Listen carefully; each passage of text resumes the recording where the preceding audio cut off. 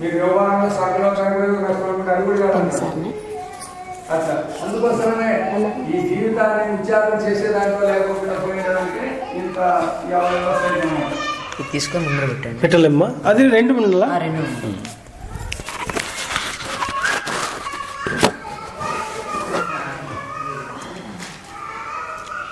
కాబట్టి అవస్థాత్రయం నిష్పక్షపాత దృష్టిచే విచారించవాలని ఇప్పటికి ప్రస్ఫుటమయ్యాను. పక్షపాతం లేదు, మెలకు ఎక్కువని, స్వప్నము, నిద్ర, నికృష్టమని ఇట్లా విచారం చేయొద్దండి. పక్షపాతం లేకోకుండా చేసినట్లయితే మనకి అనుభవం అనేది ఏమనేది బోధపడుతుంది. అవస్థా దృష్టి లేని వారి విచారక్రమం గల దోషం. అందుకే ఒక్కొక్కటే తీసుకొని చెప్తాను అనమాట ఆ పాయింట్స్ ఎక్కడెక్కడ ఎట్లా కావాలనే దానికి. అవస్థాత్రయ దృష్టి అంటే ఈ మూడు అవస్థలను అనుభవించినట్ల ఏ విధంగా ఉందో ఆ అవస్థకు అనుకూలం చేసేది అవస్థాత్రయ దృష్టి విచారం. అట్లా లేకుండా ఈ అవస్థలను ఒక దాంట్లో కూర్చొని మరి ఇంకో రెండు దాంట్లో విచారం చేసేది అది విచార దృష్టి లేని వాళ్ళు దోషము అనేది. అవస్థాత్రయ మార్గ వైశిష్ట్యమును తెలుపుటకు ముందు, దీని యొక్క విశిష్టత, దీని యొక్క గొప్పతనం చెప్పేదానికి ముందు మన దగ్గర ఏం సరుకుండదో దాన్ని తీసేసేకి అది చెప్పితే అది పొందుతుంది. ఆ మార్గం అనుసరింపని వారి విచార విధానమునందు దోషములలో కొన్నిటిని చూపవలసి ఉన్నది.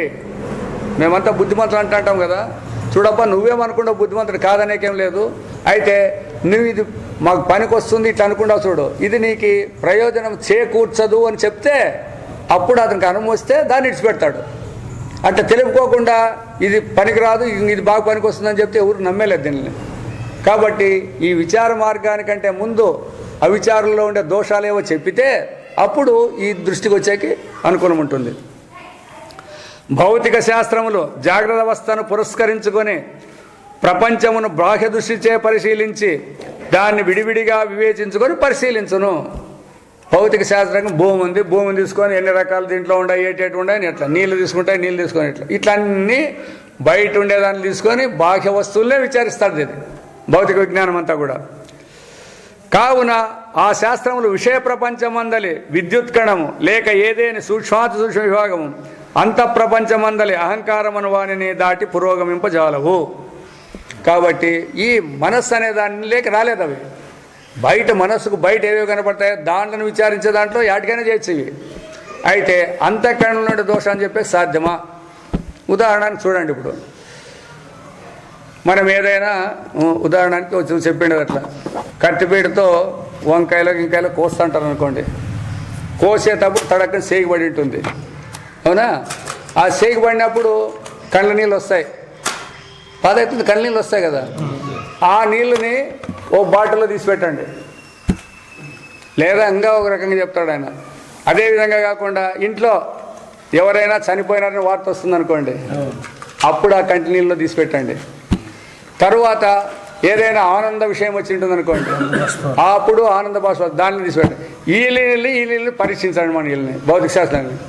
దీంట్లో ఏముందో దాంట్లో ఏముందని చెప్పితే దీంట్లో దుఃఖం ఉంది దీంట్లో ఆనందం ఉంది అని చెప్పితే ఒప్పుకోవాల్సిందే. చెప్తాయి అవి, ఎందుకు చెప్పేవి కాదు, అవి నీళ్ళే ఇవి నీళ్ళే. అయితే ఆ నీళ్ళు వచ్చిండే దానికి కారణాలు ఏమైంది? మొదటిది అంతఃకరణం ప్రధానం. అంతఃకరణంలో బాధ అయినప్పుడు అవే నీళ్ళు వచ్చినాయి, అంతఃకరణంలో ఆనందమైనప్పుడు నీళ్ళే వచ్చినాయి. అయితే దేని ద్వారా వచ్చినాయి అంటే అంతఃకరణం ద్వారా వచ్చినాయి. ఆ డిఫరెన్స్ కనిపెట్టాలి కదా మీరు. ఇప్పుడు కనపడతాయా? దాంట్లో ఆక్సిజన్ హైడ్రోజన్ ఉందని తెలుస్తుంది అంతే. అట్లా వీళ్ళు భౌతిక శాస్త్రజ్ఞులు ఎంతసేపు ఎన్ని దినాలు ఆలోచన చేసినా కూడా బాహ్య విషయాల్లోని భేదాలు చెప్పొచ్చినాయి కానీ అంతఃకరణం సంబంధించిందని చెప్పేదానికి సాధ్యం కాదు వాళ్ళకి. కాబట్టి ఇట్లే పాశ్చాత్యులు కూడా జాగ్రత్త అవస్థనే పురస్కరించుకొని తత్వ విచారం అనొచ్చడానికి ప్రవృత్తులైనారు.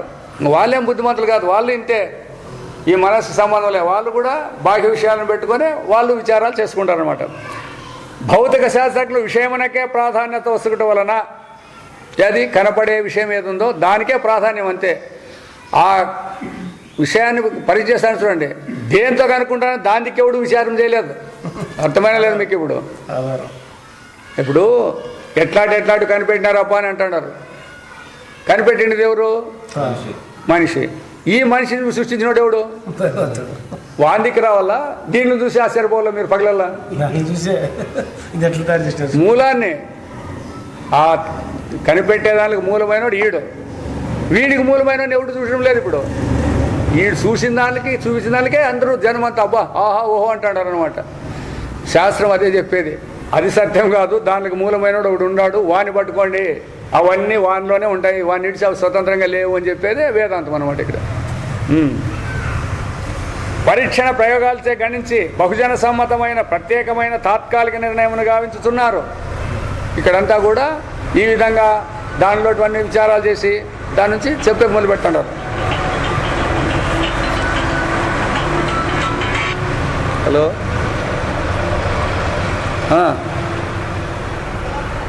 మేము శ్రవణం చెప్తాను ఇప్పుడు, మళ్ళీ తర్వాత శ్రవణం చెప్పుకుంటున్నాం ఇక్కడ.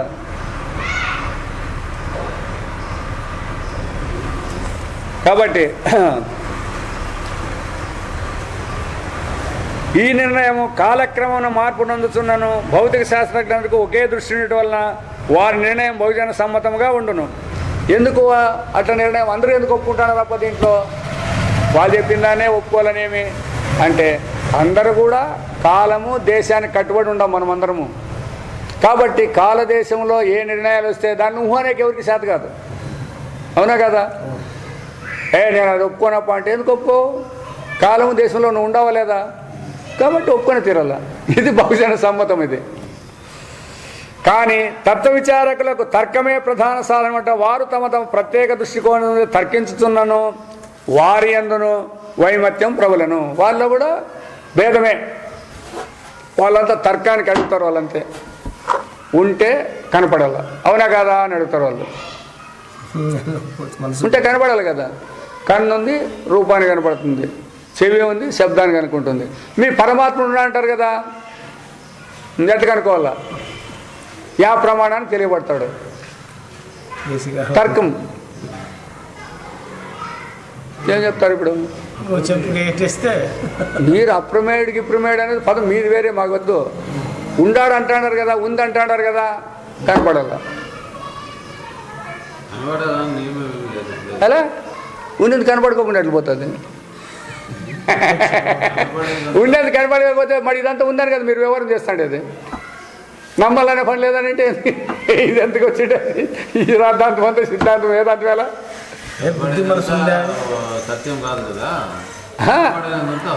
ఎవరైనా పోయి అడిగితే ఏ కనబడుతుందంటే కంటికి కనపడాలా లేదా చెవికి తెలియబడాలా, ఇట్లా ఒకటి ఉండే రూల్స్ ఉండాలి. అంటే ప్రమాణాలు నీవే. దీనికి తెలియబడితే ఉందనాలని అంటారా లేదంటారా? మరి మీ పరమాత్మ ఉన్నాడు, అన్నిటికీ అదే మూలం అంటున్నారు కదా. మరి అన్నిటికీ అదే మూలం అయితే మరి యాదానికన్నా ఉదానికన్నా తెలుసాలి కదా.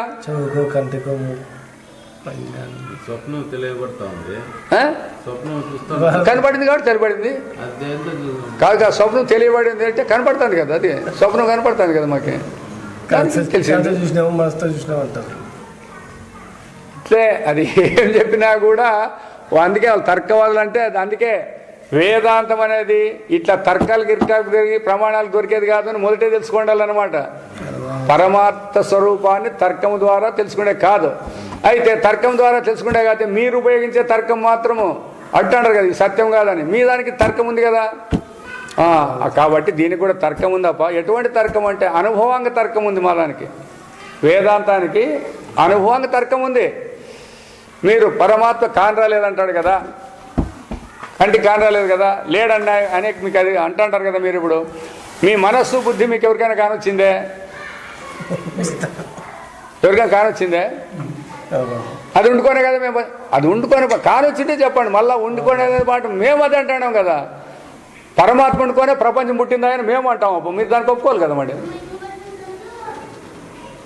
అట్లా కాబట్టి ఈ వ్యవహారానికంతా కూడా అంతం అనేది ఉంది ఒకటి. మీరు ఎన్నన్నా చెప్పండి, ఎంతసేపు అన్నా చెప్పండి, మెలకు అనే దాన్ని విడిస్తే దీనికి తర్వాత అధికారం లేదు. అయితే మేము చెప్పేదానికి ఈ మెలకు వచ్చిపోయేదాన్ని కూడా చెప్పే అధికారం మాకుంది. దాన్ని మేము పరమాత్మ, అది నీ స్వరూపం అంటాం మేము. అంతే. మా కోరిక ఉన్నారు కదా, అందరికీ అదే ఉంది. అటువంటి అనుభవం నీకు లేదా? నీకు కూడా ఉంది. అట్లా అనుభవంలో చూపించేదానికి దానికి సాధన అవుతుంది. మీది అనుభవంలో చూపించేకి రాదు. మీకు ఒక ఆ అవస్థకు కట్టుబడి అంత మాత్రంతోనే ఎలగొట్టేకి ఇది ఉందన్నమాట. అది కావున ఈ తర్కాలు చేసుకుంటే అందుకే ప్రతి ఒక్కరు కూడా తర్కవాదులే వేరే అయిపోతారు. తర్వాత దర్శనకారులు కూడా వేరే అయిపోతాడారు. కారణం ఏమి అనేట్లయితే ఆ పూర్ణ దృష్టితో విచారించడం లేదు, సార్వత్రిక అనుభవాన్ని ఉపయోగించడం లేదు అనేది గుర్తుపెట్టుకోవాలి. ఇంతే మనం ఇప్పుడు. కావున వారి శాస్త్రములు ముందంజ వేయిచున్నావో వెనుకంజ వేయించున్నావో చెప్పుడు కష్టము. వాళ్ళ శాస్త్రాలు ముందుకు పోతాడాయా వెనక్కి పోతాడాయా అంటే ముందుకు పోతాడా వెనక్కి వస్తాడా. ఎందుకంటే దాన్ని నమ్మే వాళ్ళు కూడా ఉండరు కదా. దాన్ని నమ్మే వాళ్ళు ఉండరు, దాన్ని అనుసరించే వాళ్ళు ఉండరు. అట్లా ఈ భేదము తప్ప తక్కిన విషయమున భౌతిక శాస్త్రజ్ఞులను తత్వచింతకులకు ఇట్టి గొప్ప తారతమ్యము లేదు. ఆ తర్కవాదులకి భౌతిక శాస్త్రజ్ఞులకి ఇంతే. వీళ్ళు ఉంటే కనపడాలని భౌతిక శాస్త్రజ్ఞులు అంటారు. ఉంటేనే కనపడాల్సిన పని లేదా, లేకున్నా కూడా ఇట్లా తర్కాలు వేసుకొని ఉండేవాళ్ళు ఈ రెండింటిలోనే ఉంటారు. వారిరువురును జాగ్రత్తయే ప్రధాన అవస్థనియే గాక, జాగ్రత్తే ప్రధానం కాకుండా సత్యబోధకావస్థనియు భావించి ఉన్నారు. దాంట్లోనే సత్యం ఉంది కాబట్టి దాన్నే బోధ చేయాలని కూడా అనుకుంటున్నారు వీళ్ళు. జాగ్రత్త అవస్థలో అది సత్యాన్ని బోధించే అవస్థ అని దాన్ని పెట్టుకోవాలి. స్వప్నాన్ని బోధించే అవస్థ ఏముంది, దాని సుళ్ళు అని వస్తుంది బయటికి. నిద్రలో ఏమీ లేదని వస్తుంది. కాబట్టి అట్టు కూడా పెట్టుకుంటారు వీళ్ళు. వారు మిగిలిన రెండు అవస్థలను లెక్కింపరు. కదాని స్వప్నాన్ని కానీ సుషుప్తిని కానీ లెక్కింపరు. లెక్కించినను ఒకవేళ చెప్పినా కూడా ఎట్లా చెప్తారు, ఆ రెండింటిని జాగ్రత్త చేసినే లెక్కెత్తారు. మెలకుని సపోర్ట్ సాక్ష్యం పెట్టుకొని చెప్తారు. ఇక్కడ అన్నీ కనపడతాయి, మనం ఎప్పుడున్నా మనకి ఇవన్నీ పనిచేస్తాయి. స్వప్నంలోటివి కనపడతాయి, అయితే అవి ఇక్కడ పనికిరావు, అది కొంచెంసేపు ఉంటుంది. నిద్రలో యావేవి లేవు, ఇంకా దాని సమాచారం వద్దే వద్దు. ఈడ మాట్లాడతాడే దాని గురించి, దానిలో విచారం చేయకుండా పోలే. అయితే ఎట్లా చేస్తున్నారు, జాగ్రత్త అవస్థను పెట్టుకొని దీనిలోని మనస్సు బుద్ధి ఇంద్రియాలను పెట్టుకొని ఈ వ్యవహారానికి అనుసరించి దాన్ని కంపేర్ చేసి చెప్తాడు అన్నమాట. అట్లా ఆడ సరిపోవట్లేదు. జాగ్రత్త స్వప్నంలో ప్రత్యేకమైన ఉనికిగల అవస్థలని అనేక మంది తత్వ విచారకులు తలించి ఉన్నారు. చాలామంది అవి కూడా తత్వం సంబంధించినవి అని అంటారు. వారు స్వప్న దృశ్యములు ప్రతీతి మాత్రములనియు నిద్ర లెక్కింపదగిన అవస్థ కాదని భావించి జాగ్రత్త ప్రపంచ స్వరూపమును తమకు తోచినట్లు నిరూపించున్నారు. తెలుసుకోకుండా ఉంటారండి. జై ఉరుకొండలో ఉండ ఏమి ఎవరు ఏమంట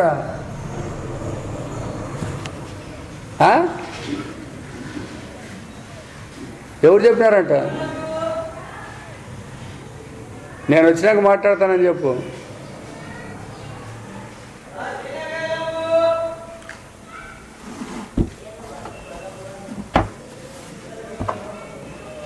ఇట్లా కాబట్టి ఇక్కడ తత్వాన్ని మనం విచారించేటప్పుడు అనుభవపూర్వకంగా ఇక్కడ మనం మాట్లాడుతున్నాం. ఇప్పుడు అవునా కదా, వేరే వేరే విధంగా ఏం మాట్లాడడం లేదు. అయితే విచారంలో ఉండే వాళ్ళు అనుభవాన్ని పెట్టుకోలేదు, వాళ్ళ భావాలను పెట్టుకొని వాళ్ళకు అనుకూలంగా ఎట్లా తెలిస్తే అట్లా వాళ్ళు మాట్లాడుతూ ఉంటారు అన్నమాట.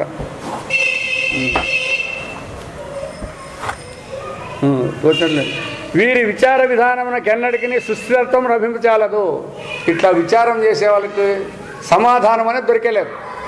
ఎందుకు, వాళ్ళ బుద్ధి కోసం చేస్తే ఎట్లా పొందుతాయి, ఒకప్పుడు ఉన్నట్లు ఒకప్పుడు ఉండట్లేదు. ఆ విధంగా కావుననే ప్రపంచం యొక్క నిజస్వరూపం ఎరుగుటకు తత్వశాస్త్రజ్ఞులకు శక్యం కాదనియు, ఆ విధంగా ఇట్లా విచారం చేసే వాళ్ళకి యథార్థమేమి తత్వం అంటే ఉన్నది ఉన్నట్లు.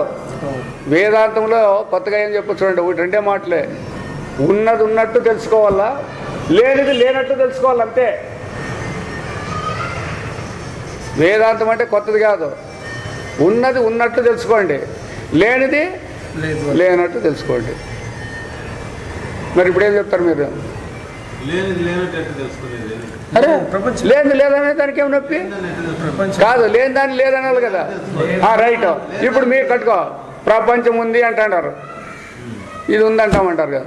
ప్రపంచం ఉంటే నిద్రలో లేదా అనుముందా? ఉందని అనుముందా? మరి కాబట్టి ప్రపంచం లేదని తెలుసుకో, లేనట్లు తెలుసుకో.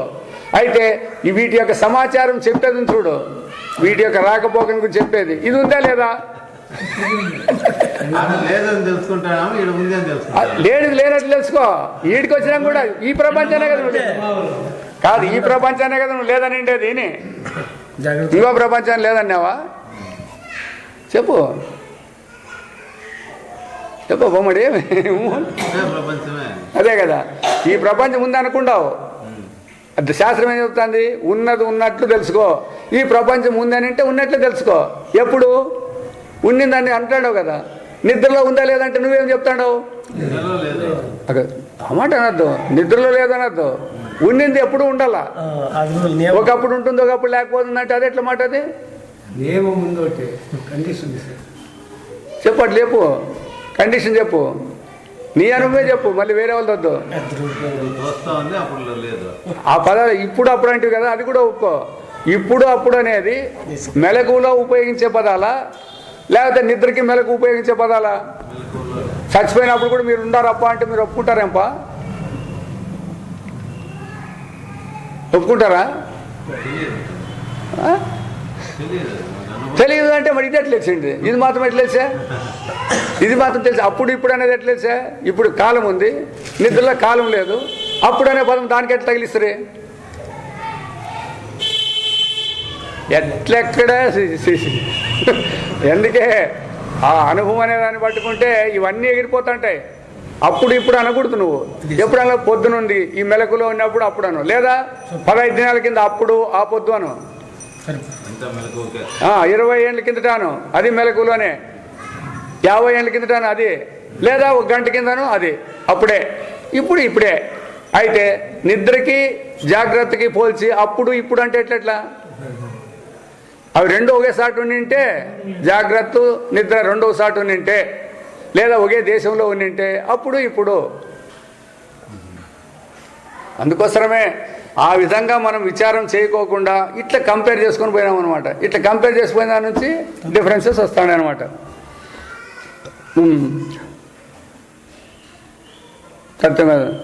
తత్వశాస్త్రం సోమర్లైన జనులకు శుష్క తర్క ఫలమనియు దాని వలన ప్రపంచమున గట్టి ప్రయోజనం కూడా చేకూరజాలని అనేక మంది వచించున్నారు. వాళ్ళేం విచారం ఏం చేయలే, ఊరినే వాళ్ళ దృష్టిలో పెట్టుకొని దాంతోనంతా ఏం ప్రయోజనం లేదు, దాన్ని మాకు చెప్పొద్దండి, మాకు అవసరం లేదు కూడా అంటారు వాళ్ళు. తత్వశాస్త్రజ్ఞులలో కొందరు ఈ శాస్త్రమున అంతిమ తీర్మానం లేదని అంగీకరించి, ఇప్పుడు చివరి తీర్మానం లేదన్నారు వీళ్ళు చెప్పేవాళ్ళు వేదాంతంలో కూడా. భౌతిక శాస్త్రము కాలక్రమం వృద్ధిగినట్టు ఇది వృద్ధిగుతున్నానని చెప్పుతున్నారు. ఇప్పుడు దాంట్లో వీళ్ళు అడిగినారు ఏమని, మనం కూడా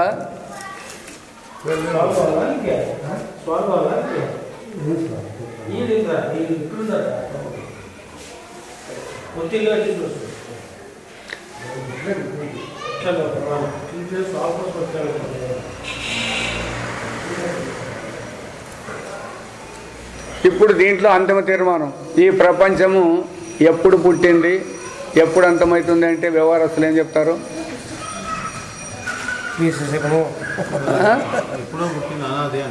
అనాది అంటారు. ఎప్పుడు అంతమవుతుంది అంటే అనంతము అంటారు. అవునా? వేదాంతం చెప్తుందంటే ఏం చెప్తుందంటే దీనికి ఆది అంత్యాలు ఉన్నాయంటుంది. నీకు మెలకు వస్తే ప్రపంచం ఉంది, అవునా లేదా? నిద్రపోతే మరి ఆది అంత్యాలు అనాది అనంతం అని తలకాయలు ఏంటి చెప్తారు? ఇట్లా అని చెప్తున్నది. నిత్య ప్రళయం వద్దు, ఇది రెండు చెప్పు అంతే. ఇది నిత్య ప్రళయం కథ ఇచ్చిపెట్టు, అది వేరే. లాస్ట్ పోయినా కాకది వేరే. ఇప్పుడు వీళ్ళు ఉండేదానికి ఆది అంతాలు లేవంటున్నారు కదా. మెలకు వచ్చినప్పుడు నీ ప్రపంచం ఉంది, మెలకు లేనప్పుడు మరి ఆది అంతం తెలిసిపోయినా లేదా? అయితే ఈ ప్రక్రియ మనకు తెలియనందువలన ఏమంటాము? ఆది అనంతం అని పేర్లు పెట్టుకొని వ్యవహారం చేస్తాం. ఇట్లా ఈ శాస్త్రమును అంతిమ తీర్మానం లేదు అంగరించి భౌతిక శాస్త్ర కాలక్రమం వృద్ధిగినట్లు ఇది ఎట్లయితే పెరుగుతూ పోతుందో, విచారాలకు వచ్చినట్లల్లా ఎట్లా పెరుగుతుందో అట్లా ఇది కూడా పెరుగుతానే ఉంటుంది. మీరు చెప్పినట్లు ఆది అంతం లేదు మీ యొక్క వేదాంతానికి. సక్రమమైన విచారక్రమం అనుసరింపక శాస్త్రమందే దోషమును ఆరోపించుతున్నారు. వేదాంతానే తప్పడుతున్నారు వీళ్ళు. ఎందుకు? తెలివి లేకున్నందువలన. విచారం చేయండి, విచారం చేస్తే దోషం ఉంటే శాస్త్రాన్ని నిందించవచ్చు మనం. విచారం ఏడుంది మీ దగ్గర ఇప్పుడు పొందినా లేదా మీకు ప్రపంచం అనాదే ఆదే అనేది పొందినా లేదా? ఇట్లా విచారించి ఇప్పుడు వేదాంత శాస్త్రం తప్పవుతుందే? ఈ విచారం లేని వాళ్ళకి తప్పే, అంతే. ఆ విధంగా కాబట్టి జాగ్రత్త అనుభవంతో పాటు ఇతర అవస్థల అనుభవం కూడా చేర్చుకొని నిష్పక్షపాత దృష్టి చేయి చూసి విచారించినప్పుడే యథార్థం బట్టబగిలనే కానీ పక్షపాత దృష్టి చేయబడు విచారమున యాథార్థము ప్రస్ఫుటము కాజాలదు. ఒక దాంట్లోనే పెట్టుకొని మీరు విచారం చేస్తే కాదు. అందుకే ఒకే కోణంలో ఎవరిని విచారం చేయకూడదు అంటారు. నాకు ఈయన చాలా మంచివాడు అని అన్నావు, ఇంకోటి వచ్చి ఆయన చెడ్డవాడు అన్నాడు. ఇప్పుడు మరి దీన్ని మీరు ఎట్లా తీర్మానం చేస్తారు? మంచోడు చెడ్డోడు అని ఎట్లా? ఆ యొక్క దృష్టితో నువ్వు చెడ్డోడు, నా దృష్టితో మంచోడు. మరి నిర్ణయం ఎవరు, నువ్వు మంచోడా చెడ్డోడా? కాబట్టి విచారం చేయాల. ఆయన చెడుపు ఏమిటిది, నీ మంచి ఏమిటిది అని రెండు కలిపి దాంట్లో కలిపి చూస్తే తెలుస్తాయి. అట్లా కాకుండా ఎవరు చూస్తే వాళ్ళతో చూస్తే అట్లా దీనిలను కూడా జాగ్రత్తలో కూర్చొని వాటిని మేము విచారించినాము అంటే ఎట్లా పొందుతాయి మీకు? మీ దృష్టితో చేస్తే వాళ్ళ దృష్టిలో కూర్చొని దీన్ని విచారించండి. నిద్రలో కూర్చొని మీ జాగ్రత్తని స్వప్నాన్ని విచారించండి. ఏమైనా బయటకు వస్తాయా? ఏమీ బయటకు వచ్చేదట్లేదు. హలో, ఉరకొండలో గుళ్ళో ఉండనప్పా.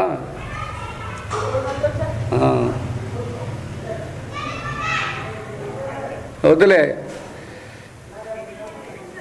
వద్దు. ఈ పొద్దు అన్నీ వస్తాయి చూడు ఇట్లా. అవి ఒకటి పనికొచ్చేట్లేదు దీంట్లో. కాబట్టి నిష్పక్షపాత దృష్టి అనేది ముఖ్యం ఎక్కడైనా కానీ. అందుకే ఇప్పుడు జడ్జిలను ఎందుకు పెట్టినారు? ఇద్దరు చెప్తారు నా సత్యం నా సత్యం అని ఇద్దరు చెప్తారు. ఇప్పుడు జడ్జి ఎవరికి మొగ్గాల? బంధువు అని ఉంది కానీ ఒకటి వస్తే నిష్పక్షపాత దృష్టి అవుతుంది. అది దాంట్లో దోషాలు దీంట్లో దోషాలు రెండు వినాలా, దాన్ని వేరుపరిచి తన నిర్ణయం మీద చెప్పాలా. అట్లా విచారించకుండా ఒకవైపే ఉండి మిగతా వాళ్ళు నేను నిన్నేలేదంటే అట్లా పొందలేదు. కాబట్టి మూడవస్థల యందును విచారణీయ విషయములు కలవు. ఇప్పుడు వాళ్ళ దాంట్లో చెప్పినాడు అనమాట, విచారింపనప్పుడు దోషాలు ఏముండని చూపించినారు ఇప్పుడు. కాబట్టి మూడవస్థలను విచారించినట్లయితే ఇది సరిపోతుంది అని మూడింటిని కూడా విచారించాలా. ఒక జాగ్రత్తనే కాదు, స్వప్నాన్ని నిద్రను తీసేద్దండి విచారం లేకుండా. మూడింటిని విచారిస్తే దాంట్లో మనకు కావాల్సిన అంశాలు ఉన్నాయి అని చెప్తారు. జాగ్రత్త స్వప్న సుషుప్తులను సమదృష్టిచే విచారింపవలన విషయమును గమనించుట తత్వ విచారమున అతి ముఖ్యమైన కర్తవ్యం. ఈ సమదృష్టి అనేది ఇప్పుడు పెద్ద సమస్య. సమదృష్టి అని చెప్తాడు కదా, రెండు సమానంగా చూడాలన్నప్పుడు ఎప్పుడు ఈ సమానంగా ఈ ప్రమాణాలన్నీ ఏం దానికి ఇష్టం వచ్చినట్లు చెప్తే అనుకూలమైతే కంటికి దానికి అనుకూలమైంది బాగుంది అంటుంది, లేకపోతే బాగలేదు అని నడుస్తుంది. చెవి కూడా అంతే, అన్నిటికీ అంతే. సమదృష్టి అంటే ఈ దీనిని ఉపయోగించకూడదు, అనుభవ దృష్టినే ఉపయోగించాలి. ఇప్పుడు మనం దాంట్లో ఇవి లేవు, దీనికి సమాచారాలు లేవు. అవి జ్ఞానేంద్రియాలు కర్మేంద్రియాలు అంతకన్నా ఇవి లేవు. కాబట్టి ఇవి ఇష్టానుసారం చూపేస్తాం. తమకు అనుకూలమైనప్పుడు చలి పెడితే బాగుంటుందని అవుతాడు అంటాడు, లేదప్ప ఎండ ఉంటే బాగుంటుందని ఊడు అంటాడు. వీడే వీని ప్రమాణాలే. ఒకప్పుడు బుద్ధి ఒకప్పుడు ఉంది. ఇట్లా వాళ్ళని పెట్టుకొని విచారం చేస్తే ఎట్లయితుంది మీరు? కాబట్టి అటు చేయకూడదు. మీకు అనుమాన దృష్టి ఉంది, అది పెట్టుకున్నప్పుడు సమానంగా తెలుస్తాయి. జాగ్రత్త వచ్చిపోతుంది, స్వప్నం వచ్చిపోతుంది, నిద్ర వచ్చిపోతుంది. మూడు వచ్చిపోయేటివి కానీ ఉండేటివేం కాదు కదా. అట్లా తప్పుడు ఆ మూడింటిని చూసేటువంటి నువ్వు యా దాంట్లో ఉండవు, యా దాంట్లోనూ లేవు. మరి దాంట్లో జరిగేటువంటి సుఖాలు కానీ కష్టాలు నష్టాలు కానీ నీకేంటి జరుగుతాయి? దాంట్లో గొప్పదనేది ఏంటి, ఉత్సాహం అనేది ఏమిటికి? ఎప్పుడైతే జాగ్రత్తలో నేను ఉన్నాను అని దాని మీద పశువాదం పెట్టుకుంటే ఈ అభిమానం వస్తుంది. ఆ మూడింటికి సంబంధం లేదు మనకి. అది సమదృష్టి అంటే. మూడు వచ్చిపోయేటివే, ఉండేటివేం కాదు ఇవి. ఆ మూడు వచ్చిపోయేవానికి తగులుకుంటాయా? తగులుకుంటే ఈడు వెళ్ళిపోవాల్సి వస్తాండే, తగులుకుంటే అట్లేదు. అట్లా విచారం చేసినప్పుడు మీకు దీని రహస్యం బయటపడుతుంది. కాబట్టి జాగ్రత్త స్వప్న సుషుప్తులను సమదృష్టిచే విచారింపవలన విషయమును గమనించుట తత్వ విచారమున అతి ముఖ్యమైన కర్తవ్యం. ఇదే విచార క్రమంలో లోపమేమి అంటే మిగతా వాళ్ళకి వీళ్ళకి ఇంతే భేదం అన్నమాట. మెలకువయందు తెలుసుకొనుచున్న నేనున్నాను అని తెలియబడు విషయములు కలవు. వీడు వెళ్ళిపోతుండే అంటున్నారు కదా, ఆ? వీడు కూడా వెళ్ళిపోతుంటే అవస్థ పోయింటేను అంటారు కదా మీరు. ఆ. మరి జాగ్రత్త అవస్థ పోతేనే వీడు వెళ్ళిపోతాడు కదా. జాగ్రత్తలో ఉండేవాడు పోతాడు, అవి వచ్చిపోయేదాన్ని చూసేవాడు. మేము చెప్తాడు వచ్చిపోయేవాడిని చెప్తాండి, అది అవస్థ చూసేవాడిని చెప్తాడు కానీ దాంట్లో ఉండేవాని గురించి చెప్పలే. అంటే మేము ముఖ్యంగా జాగ్రత్త వస్తున్నాయి ఎనిగేవన్నీ చూస్తుంటాం. మీరు దాని గురించి చెప్తాడారు, అందుకే వాళ్ళకే ఇది ఇంత అవసరం లేదు, వేదాంతం అవసరం లేదు వాళ్ళకి. జాగ్రత్త సత్యం అనే వాళ్ళకి ఈ వేదాంతమే అవసరం లేదప్ప. ఇప్పుడు అసలైంది మాకు దీని నుంచి బయటపడాలనే వాళ్ళు ఉంటారు చూడండి. ఇప్పుడు మేము బోన్లో ఉన్నాము, దీంట్లో నుంచి బయటపడాలంటే పర్వాలేదు, జైల్లో ఉండేవాళ్ళు లేదప్ప. మేము జైల్లో ఉన్నప్పుడు మాకు అన్ని దొరుకుతాడా, ఈడ బయట ఉన్న దొరికేది కష్టమేమో, ఈడ ఎవడు మమ్మల్ని కొట్టేటట్టు తిట్టలేదు, అన్ని మాకు కావాలి తిండి తిట్టలేదు, ఇదే మేలండి అప్పుడు ఉండప్ప అంటారు అంతే. చక్రం అయితే అవి ఎన్ని భోగాలు లభించినా నీకు స్వతంత్రం లేదు కదా, తినేకేమన్నీ దొరుకుతానే లేదు. స్వతంత్రంగా బయట అందరూ తిరిగినట్టు తిరుగుతావా, అది లేదు కదా నీకే. మరి దాన్ని గుర్తించినాడు ఏమంటాడు, ఇవన్నీ ఉన్నా నాకు సంబంధం లేదప్ప, నేను బయట ఉంటే చాలు, ఇప్పుడు భూ లేకపోయినా సరే అంటాడు. అట్లా ఇది కూడా అంతే అనమాట. అవస్థాబద్ధులైనటువంటి వాళ్ళకి సంబంధం లేదు. ఇది అవస్థకు అతీతం కావాల్సినటువంటి తత్వం ఒకటి ఉంది, దాన్ని మేము గుర్తించాలనే వాళ్ళకి ఇవి ప్రయోజనకారి. అందుకే ఎవరికైతే ఆత్మానాత్మ వివేకాలను విచారం కలిగి మాకు పరమార్థమే కావాలంటారో వాళ్ళకి మాత్రమే ఆ కాలంలో వేదాంతం బోధ జరుగుతాండే. ఇప్పుడు అట్లా కాదు, ఇళ్ళ కాడు ఉండే వాళ్ళని పిలిపించి మీకు మేము వేదాంతం చెప్తాము అని అంటే ఉండేవాళ్ళు ఎంతమందో లేనంత వాళ్ళు ఎంతమందో, వాళ్ళకి పట్టల్లా, వాళ్ళకి వేదాంతం పట్టలేదు అంటే మనం ఏం చేస్తాం? వాళ్ళు మాకు పట్టామని వచ్చిండ్రే, మీరు పిలిచింటే ఏదో పెట్టామంటే వస్తాడామప్ప అంటారు అనుకో, ఏం చేస్తారు మీరు? అది తెలుసుకున్న నేనున్నాను, తెలియబడు విషయములు గలవు, తెలుసుకొనకు సాధనమున్నది అని పని చేయుచున్న నేనేగాక పనికి సాధనములు విషయములు కూడా ఉన్నాయి. అందుకోసమే నేనున్నానన్నప్పుడు ఆ నేననేవానికి ఇవన్నీ ఉంటేనే వ్యవహారం జరిగేది. అయితే మనం చెప్పేటువంటి నేననేవానికి ఇవి లేకుండా పని జరుగుతాయని మనం చెప్తాండేది వేదాంతంలో.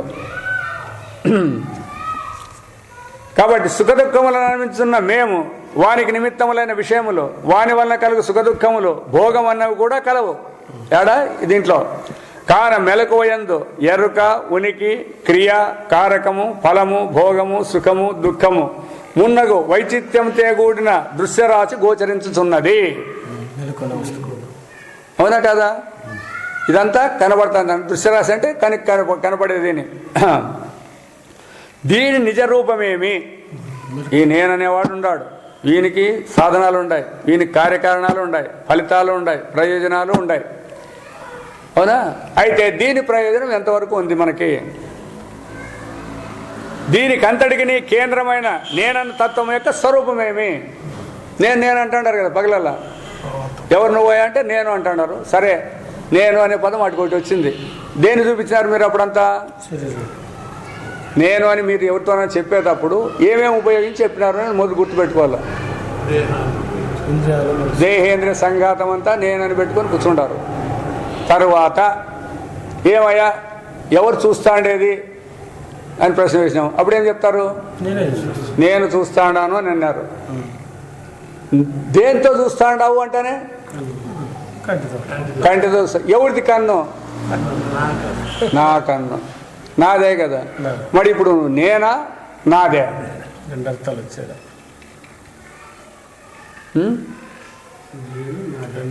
ఇంచేపు నేనంటావు దాన్ని, ఇంచేపు నాకంటావు. దేహం నాదంటావు. మొదటేమో దేహము, ఇంద్రియాలు, ప్రాణం అంతా నేను అనిటివి.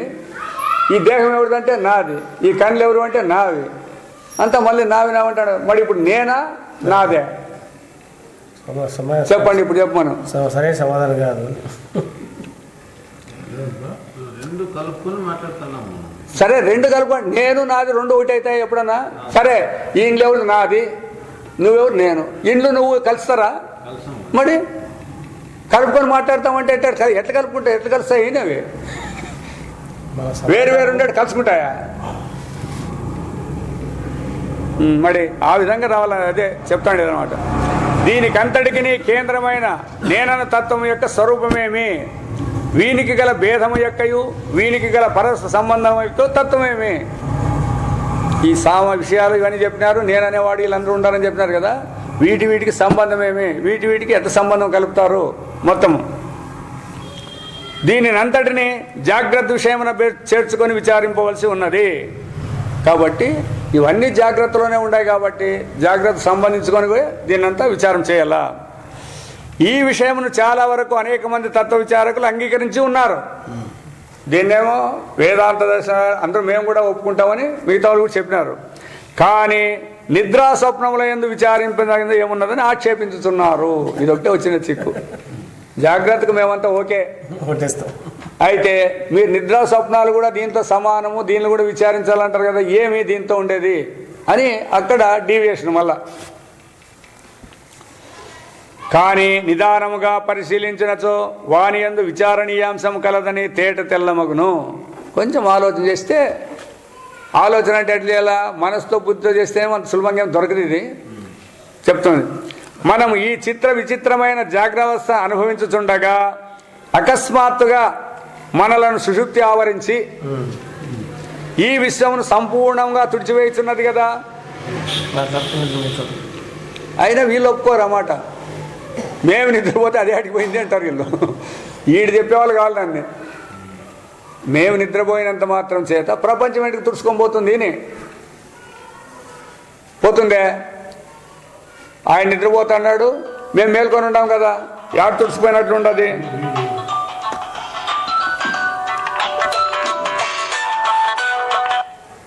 హలో,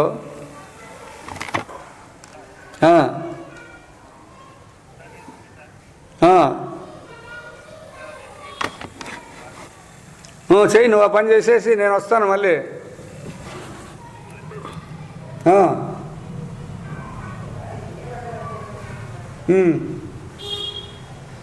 చెయ్యి.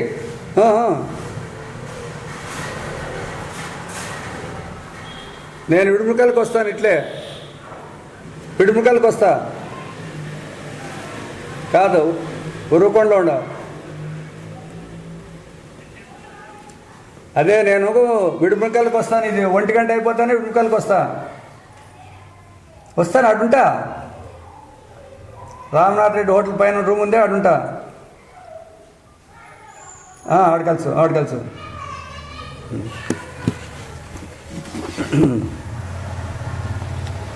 కాబట్టి జాగ్రత్త అనుభవించుతుండగా అకస్మాత్తుగా మనలను సుషుప్తి ఆవరించి ఈ విశ్వమును సంపూర్ణంగా తుడిచివేయుచున్నది కదా.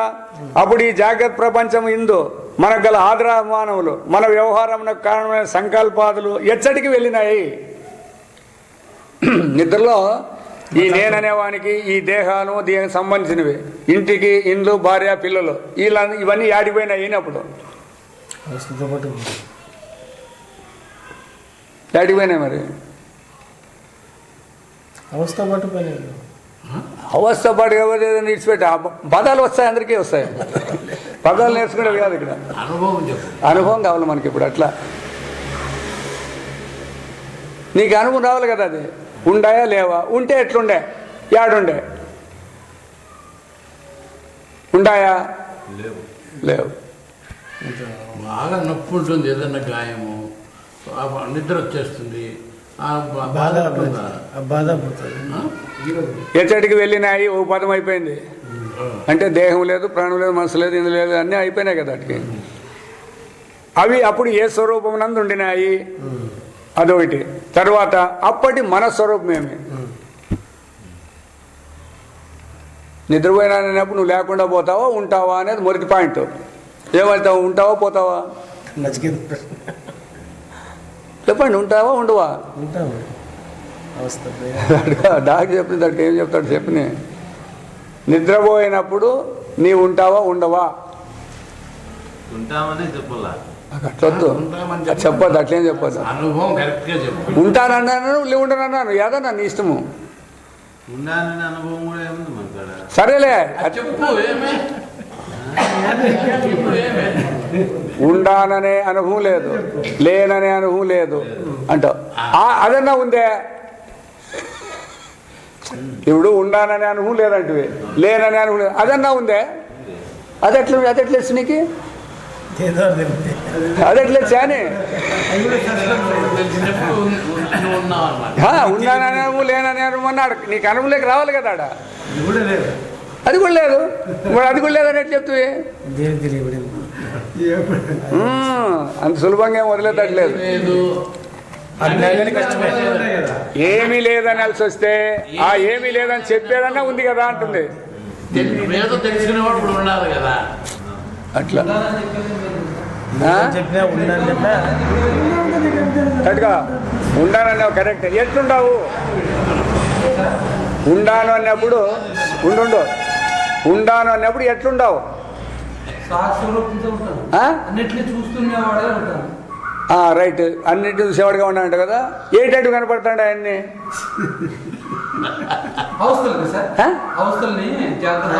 రైట్ అబ్బా. కనపడినాయా నీకాడా అని? నిద్రావస్థలో కట్టుకొని కన్ఫ్యూజ్ అయ్యేదండి. కొంచెం ఉన్నట్టుగా మాట్లాడండి. ఎందుకంటే అందరూ ప్రశ్న వేద్దంటే చెప్తాడు. ఒకటి అడిగితే చెప్తాను నేను కూడా. సాక్షి స్వరూపంగా అన్నిటి చూసేవాడుగా అంటాడు నువ్వు. సాక్షి స్వరూపం అనేది కానీ నేను అన్నిటినీ చూసేవాడని కానీ ఏమైనా నీకు అనుభవం ఉందే? నా స్వరూపమే అది. స్వరూపమే బ్రహ్మస్వరూపమే కదా. బ్రహ్మస్వరూపమే కదా అంటే బ్రహ్మస్వరూపమే. నువ్వు బ్రహ్మస్వరూపమే కదా నన్ను అడుగుతాడు మళ్ళీ. అది అనుభవం ఎట్లయితుంది? అది ఎట్లయితుంది? నన్ను అడిగితే ఎట్లట్లా? అడిగిన దానికే చెప్పాలా? బ్రహ్మస్వరూపమేను. బ్రహ్మస్వరూపమే కదా నన్ను ఎందుకు అడుగుతావు? అట్లా నువ్వు ధైర్యంగా అంటే అప్పుడు నువ్వు అనొచ్చు. అవస్థలు చూసేకి నీకు అధికారం లేదు. ఎందుకంటే నిద్రలో ఏ అవస్థలు ఉన్నాయి? ఇప్పుడు నువ్వు స్వప్నావస్థను చూస్తుండవు, ఇప్పుడు నువ్వు సుషుప్తావస్థను చూస్తున్నావు. అవన్నీ మీరు ఇంతకు ముందు అనువాదం చేసుకునేదాన్ని తీసేసే కొన్ని పదాలు వాడుతుంది శాస్త్రం.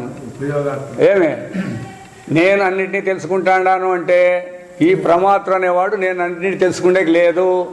మరి ఎవరు ఎట్లా తెలుసుకుంటాడంటే సాక్షి అనే పదం వాడుతుంది. అది అంతే. ఎంతవరకు నీవు ఆ సాక్షిలో నిలబడే వరకు నీ చెప్తుంది. మళ్ళా ఆ సాక్షిలో నిలబడిన తర్వాత నువ్వు సాక్షి అని చెప్తాడవే. దేనికి నువ్వు సాక్షి అని చూసి సాక్షి అంటాడావు అంటే అప్పుడు అది కూడా లేదంటావు. కాబట్టి సాక్షి లేదు, సాక్ష్యం లేదు, అద్వితీయమైన పరమాత్మ స్వరూపము అంటుంది. అది అంతే. దానికి మాటలు లేవు. ఇంక మళ్ళీ నీ అనుభవమే అటు నిలిచిపోవాలా. బోధ చేసేకి ఇవన్నీ పదాలు వాడుతున్నాం మనం వీడు. అంతేగాని ఈ పదాలన్నీ కాదు, సత్యం కాదు. ఇవన్నీ తత్వంలో నిలబెట్టే వరకు దీన్ని ఉపయోగిస్తారు. తత్వంలో నిలబడిన తర్వాత ఏ శబ్దము లేదు ఇంక అక్కడ. దానికి ఆ పరమాత్మ స్వరూపం నిర్వికల్పము, నిర్విశేషము, నిష్క్రియ అని చెప్పేసినారు అనమాట. దాంట్లో కల్పాలు రాకూడదు. ఏంటివి కూడా అట్లుంటే ఇట్లుంటే అనే పదాలు రాకూడదు. నేను పరమాత్మగా ఉంటే కూడా తప్పే. లేదా ఏదైనా విశేషాలు చెప్తే కూడా తప్పే. క్రియలు చెప్పినా కూడా తప్పే. అయితే ఇప్పుడు మనం ఇవన్నీ ఏర్పరచుకున్నాం చూడు. కొన్ని నియమాలు అన్నీ ఉండాయి. అవన్నీ తీసేసేదానికి శాస్త్రం ఒక్కొక్క దానికి గుర్తుగా నీ ప్రమాతృత్వాన్ని తీసేసేదానికి ఉపయోగిస్తుంటుంది. ఇదంతే. ప్రమాతృత్వం పోయిందంటేనే ఉండేది అదే. ఇంక మళ్ళీ దానికి చెప్పాల్సిన పని లేదు. మళ్ళీ నువ్వు ఉంటావు, ఇది పోయినాక అది ఉంటావు అని చెప్పే పని లేదు. అది సత్యంగా ఉంది. దాన్ని మరుగుపడింది మనకి విచారం లేనందువలన. విచారం ద్వారా దేహం లేదు అంటానే మళ్ళీ ఎవరు అంటే ఆత్మ ఉంటుంది. అదంతే. ఇంక దాని గురించి మళ్ళీ చెప్పాల్సిన పని లేదు, వీళ్ళు అడగాల్సిన పని కూడా లేదు. అందుకే అకర్తత్వ బుద్ధి, అశరీరత్వము, అమనస్సు అనే పదాలు మనకు అర్థమైతే అప్పుడు పరమాత్మ స్వరూపంలోనే మనం ఉండే క్లియర్ అవుతుంది. అంతే. వేరే ఏ విధంగా దీన్ని చెప్పేకి రాదు. అందుకోసమే ఇది ఇట్లా విచారం చేస్తే మీకు సందేహాలు పోతాయి. లేకపోతే అవి అట్లే ఉంటాయి.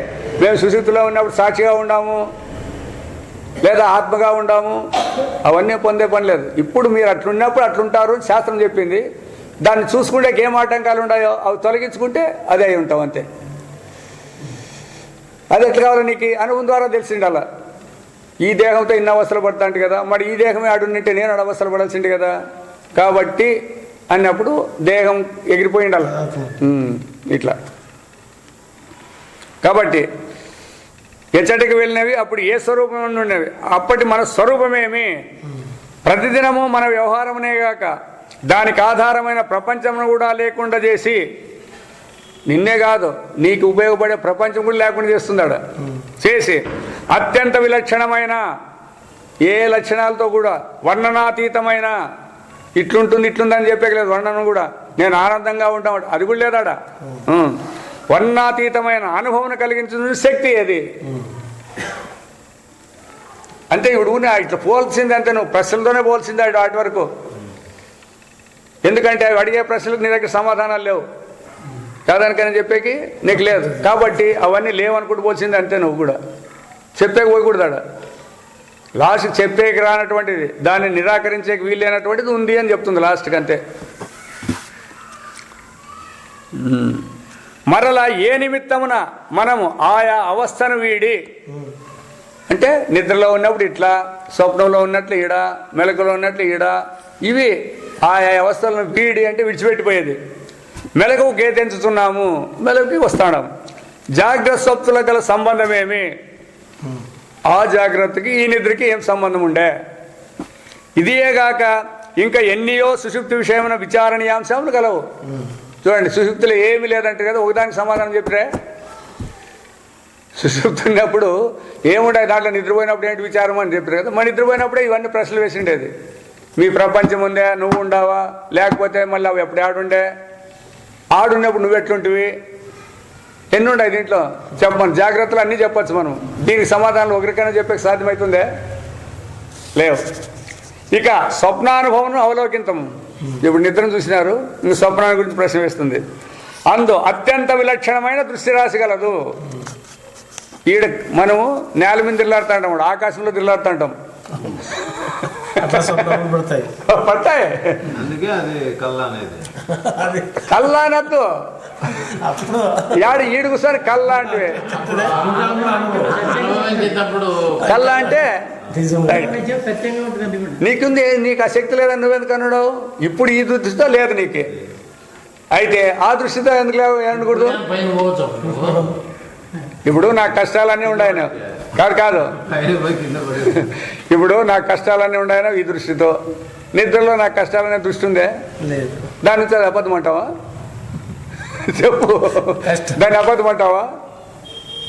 అనేక లేదు నీకు, అట్లా అనకూడదు అనమాట. ఏదేది నీకు కనబడుతుందో దాన్ని విచారం చేయాలి. ఇప్పుడు అంతే. ఈ జాగ్రత్త ప్రపంచం అన్నది ఏ వస్తువు కూడా అందు ప్రవేశించుటకు శక్యం కాదు. దీంట్లో నుంచి ఏమైనా కాలము కానీ, దేశం కానీ, కాలదేశాల్లో ఉండే విషయాలు కానీ అటు తీసిపోయి ఏమైనా సాధ్యమవుతుందే? అయినను అచ్చట కూడా ఇప్పటి వలె కాలము, దేశము, నిమిత్తము, క్రియ, కారకము, ఫలము, ఎరుక, సుఖము, దుఃఖమును తత్వములతో కూడిన ప్రపంచము ఒక్క క్షణమున నిర్మతున్నది కదా. అందుకే అడిగిండేది. ఈ జాగ్రత్తలో ఉండే ఏమడుగుతారంటే, మీరు నిద్రలో ఉన్నప్పుడు లేదంటున్నారు కదా, మేము మెలకు వస్తాను ఇదంతా ఇట్లే ఉంటుంది కదా అంటున్నారు. దానికి ఇప్పుడు ఈ ప్రశ్న తీసుకోండి. స్వప్నానికి పోతానే, ఆ స్వప్నానికి పోయినాక అనేం రాలే. ఇడ స్వప్న సమకాలంలోనే కొత్త ప్రపంచం ఉందా లేదా? ఎంతసేపు పుట్టిస్తే అట్లనే జాగ్రత్తకు వస్తే కూడా జాగ్రత్త ప్రపంచం బతుకు కూడా అంతేనల్లా. అప్పుడైతే సరిపోతుంది. అది లేకోకుండా మేము పుట్టి ఇన్నేళ్ళ ఇన్ని భూమి సంపాదించింటే అనుకుంటే వారపడుతుంది అది. ఆ విధంగా తర్వాత ఇప్పుడు ఎవరు సృష్టించినట్లు స్వప్న ప్రపంచాన్ని ఎవరు సృష్టించినట్లు అని చెప్ప మనము అది నిదానంగా వస్తాయి. ఇప్పటికి ఇవి రాని మొదటి విచారంలో ఉండారు వీళ్ళంతా. అవన్నీ మళ్ళీ ఏడొస్తాయనేవి అప్పుడు లాస్ట్కి వస్తాయి. ఇంకా చెప్పలేదు కదా నీకు, ఒరిజినల్ చెప్పలే అంతా. అనుభవం దగ్గరికి నిన్ను పట్టుకోలే. ఇంకా మొట్టమొదట ఈ విచారంలోనే పెట్టుకున్నాం దీన్నంతా. కాబట్టి అది ఏమి ఆశ్చర్యము. ఆ విధంగా క్షణంలోనే అంత వచ్చేదానికి కళ ఎంతయో కళ్ళయని మనోభ్రాంతి మాత్రమేనని భావించుట నిజమే. మీ వ్యవహారంలో మీరు అనుకున్నది సత్యం కాదు కాబట్టి అది అట్ట కనపడింది మళ్ళీ పోయింది అనేది నిజమే. కానీ స్వప్నమును కాంచినంతనే మోహితలమై అది స్వప్నమంటను కూడా గ్రహింపగా అదంతయు నిజమేమని భావించేదాము కదా. ఈడు బాగా చెప్పినారు అట్లా. స్వప్నంలో ఎవడన్నా వచ్చి మీట్గా సామాన్ తీసుకొని పోతే ఏమంటారబ్బా? స్వప్నంలో తీసుకుపోతే తీసుకోలేదు, మనకేం సంబంధం అంటారా మీరు ఎవరన్నా? అది నాదనే భ్రాంతి కలిగిందా లేదా? మోహం వచ్చిందా లేదా నీకు? మరి ఇప్పుడు ఎట్లేచ్చా అని కాదు. ఇది మెలకువని ఎట్లేచ్చా? ఇది మెలకువని ఎట్లేచ్చా? ఉంటేనే ఇది మెలకువని ఎట్లా తెలుసుకుంటారు? ఇప్పుడు సహజంగానే మాట్లాడదాం, అది వద్దులే. మీది మెలకువని అంటాడావు కదా, ఏమిటో గుర్తించేటరే? ఈ ఇండ్లు వాకెండ్లు ఇవన్నీ ఉన్నాయి, అందరూ జనం ఉండరు కాబట్టి ఇదంతా మెలకు అనుకోవాల్సిందే అని అన్నావు కదా. అదే కదా నీకు గుర్తు. ఇంకేమైనా మెలకు అంటే నీకేమైనా సపరేట్ గుర్తు వచ్చిందే చెప్పు చూస్తాం. అది కానీ అది అంతే చెప్పాలి. సరే, ఆ విధంగా కూడా ఆడికి పోతే కూడా ఆడుండే వాళ్ళందరూ మా వాళ్ళు వీళ్ళందరూ ఉండరు అంటారా లేదా? మరి ఇంకప్పుడు ఇంకేముంది దీనికి దానికి భేదం ఆలోచనలో? ఏమి లేదు. కానీ స్వప్నమును గాంచినంతనే మోహితులమై దీని మీద ఎట్లా బుద్ధి వచ్చిందో దాని మీద కూడా అట్లా వచ్చేస్తుంది అనమాట. అది స్వప్నం అన్నట్టు కూడా గ్రహింపక అదంతా నిజమైన భాష. ఈ ఇంద్రజాలమును ప్రతిదినము ప్రదర్శించు ఇంద్రజాలికుడు ఎవరు నీ కథకు వచ్చి ఇప్పుడు ఇట్లా ఈ విధంగా క్షణకాలంలోనే లేకుండా మెలకపోవడము, క్షణకాలం మాత్రమే స్వప్నం రావడము, నిద్రలో ఈ రెండూ లేకుండా పోవడం చేసే ఈ ఇంద్రజాలికుడు ఎవడు? ఈ గారడి ఎవరు చేస్తాడు?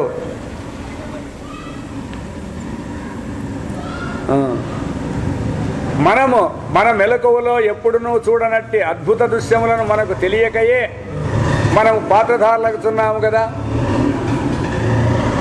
ఇక్కడ ఏం జాగ్రత్తలు చూసినవే కాదు, చూడుకోకున్నవన్నీ కూడా ఆడొస్తాయి. దాంట్లో నీ పాత్ర ఉందా లేదా? దానికే ఒక ఉదాహరణ చెప్తాడు ఆ స్వామి. దాంట్లో చెప్తాడనమాట. స్వప్నములో ఒకడు విపరీతమైన పేర్లు పడినాయి నెత్తిలో, సాధ్యం కాలే వానికి దాన్ని ఇడిపించేదానికి. వెంటనే కత్తి తీసుకొని మెడకాయ వచ్చి తీసుకున్నాడు, ఇట్లా కోసి పారేసుకొని తొడ మీద పెట్టుకున్నాడు, పేర్లన్నీ చంపుకుంటూ కూర్చున్నాడు. ఇట్లా వచ్చింది నీకు స్వప్నం. మీరు ఎప్పుడు చూసింటారు దీన్ని? అనుభవంలో లేదు, జాగ్రత్తలో. ఎప్పుడైనా వచ్చిందా? మీరు జాగ్రత్తలు చేసినారా? ఇట్లా అనుభవం లేదు. వచ్చిందా లేదా? వచ్చింది అట్లా. కాబట్టి మీరు జాగ్రత్తలో వాళ్ళ జాగ్రత్త వాసన జన్యం అంటే అది ఎట్లా వచ్చింది? మరి ఎప్పుడైనా జాగ్రత్తలు అట్లా అయింటే నీకే వాసన వస్తాండి వాటికి. మరి ఇప్పుడు ఎట్లా వచ్చేది? చూడండి ఎంత బాగుందంటే మరి ఎందుకు జనము విచారించడం లేదు అనేది బోధపడుతుంది అనమాట ఇక్కడ మనకి. అది కదా ఇది పెట్టు. నీకు స్వప్నం వచ్చిందా కదా? సరిగ్గా నీకు స్వప్నం వచ్చినప్పుడు నీకు జరిగింది ఇది. ఇప్పుడు నువ్వు చచ్చిపోయినట్లు మోసపోయినట్లా మీ వాళ్ళంతా ఏడ్చినట్లా చూస్తావు కదా. కొన్ని రోజులు వచ్చింటాయి.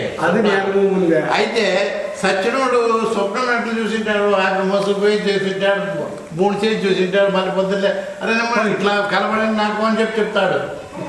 అవునా? మరి చచ్చిపోయిన చూసింటాడు. కాబట్టి ఈ విధంగా ఉన్నటువంటి అక్కడ అనుభవంతో తెలుసుకుంటున్నావు. అక్కడ అదే అనుభవం ఎక్కడనూ తెలుసుకుంటున్నావు. కానీ అయితే దేహానికి అంటావు, నేను చూస్తున్నాను, పెడుతుంటున్నాను, వింటున్నాను అని చెప్పేసి కేవలం దేహంలో ఈ ఇంద్రియాలకు ఈ దేహానికి నువ్వు అంటే పొందిస్తున్నావు అన్నమాట. కాబట్టి నువ్వు అనుభవాన్ని పట్టుకోలేకపోతున్నావు. కాబట్టి మన వెలుగులో ఎప్పుడునూ చూడనట్టు అద్భుత దృశ్యములను మనకు తెలియకయే మనం పాత్రలకు తాండం దాంట్లోకి. నేనే ఇదంతా అనిపించానని చెప్తాడు. నిజంగా నువ్వేం పోలేటికే అయినా నేనే అనిపిస్తానంటున్నారు. కారణమేమి? అట్లా అనుకునేదానికి కారణమేమి? కళలో గాంచు కొన్ని వస్తువులు మెలకువలోని వలె కనిపించుటకు కారణమేమి? కళ్ళలో ఉండే వస్తువులు మెలకులో ఉన్నట్టు నా పెండ్లాం ఇట్లే ఉండే అని అంట. వాడు కూడా వాడు ఎవరికి అప్పు ఇచ్చింటావు, ప్రాంస్ నోట్ తెచ్చి ఇచ్చింటాడు. వాడు ఆ ప్రాంస్ నోట్ దుడ్లు ఇచ్చింటావు, రాపించుకుంటావు, బెరువులో పెట్టి వచ్చింటావు. ఈడున్నట్లే ఉంటుంది అదంతా. దీనికి కారణమేమి? ఈ మెలకులోని వస్తువులను వానికి నీకెలా సంబంధం ఏమి? ఈడని ఈడు జరిగినట్లే అంటారు కదా. సరే, దీనికి దానికి ఏమంట కడతారు మీరు? ప్రతిదినము స్వప్నము గాంచినప్పుడు అది నిజమనియే తోచినను ఇంత విచారం చేసినా మళ్ళీ స్వప్నం వస్తే స్వప్నంలోనే ఉండం మనం. ఇప్పుడు కూడా వేదాంతం దిన్ను అంటాడారు. అయితే స్వప్నం వచ్చినప్పుడు ఏమన్నా ఇది కళ అనేది ఎవరికైనా జ్ఞానం ఉందే? ఎవరికి లేదు. తోచినను మేల్కొన్న వెంటనే దాన్ని మిథ్య నిశ్చయించే కారణమేమి? ఆడేం లేదు, ఆ సత్యం అని నమ్మినారు. వీటికి వస్తానే అసత్యం అంటారు. దీనికి కారణమేమి? స్వప్నములు అసంఖ్యాకములు. ఇంక రెండవది ఇది. జాగ్రత్త అనేది ఒకటే. స్వప్నములు దినానికి ఎన్నైనా పడతాయి, పుట్టినప్పటి నుంచి ఎన్ని వేలో ఉండాయి, లెక్క పెట్టక లేదు అని అంటారు. అసంఖ్యాకములు అంటారు. అయినను ప్రతి స్వప్నమును కాంచునప్పుడు దాని అనుభవమే మనకెల్లప్పుడూ గలని తోచుటకు కారణమేమి? ఇప్పుడు స్వప్నం వస్తానే ఇంతకుముందు ఎన్నో వచ్చింది లేప ఇది దాంట్లో ఒకటి అనేది ఏమన్నా మీకుందే? అది వచ్చినప్పుడు ఇదే ఎప్పుడు వస్తానని అంటారా లేదా? ఆ స్వప్నాన్ని అనిపించేటప్పుడు నేను పుట్టినప్పటి నుంచి ఇట్లే ఉంటి అనేది ఒకటి వస్తుంది. అది అయిపోయింది, స్వప్నం వచ్చిన లేచినాడు చెప్ప స్వప్నం వచ్చిపోయింది అన్నాడు. మళ్ళా ఇంకోటి వచ్చింది అనుకోండి. ఆ మళ్ళా ఇంకోటి వచ్చినప్పుడన్నా ఇంతకు ముందే నేను దీంట్లో నుంచి మేల్కొంటి, ఇప్పుడు మళ్ళీ ఇంకోటి వస్తుందనే జ్ఞానం ఏమన్నా ఉందే? మళ్ళా మళ్ళీ నేను పుట్టినాను వ్యవహారం చేస్తాననేదే వస్తుంది అది. మరి దీనికి కారణం ఏమి? మున్నగనవి స్వప్నమందలి విచారణీయాంశములు ఏమి లేవని చెప్తే చెప్పండి. మరి ఏమి లేకపోతే ఏమి లేవని చెప్పండి సులభంగా. మరి చెప్పేకి సాధ్యమా? ఎందుకు చెప్పేకి సాధ్యం కాదంటే అనుభవాన్ని పట్టుకొని ఇగ్లాడుతున్నాం కాబట్టి చెప్పేకి శాతం కాలేదు మీకు. లేకపోతే అందరితో పాటే స్వప్నమా సత్యమని అందరూ లేచిపోతే అయిపోయాయి.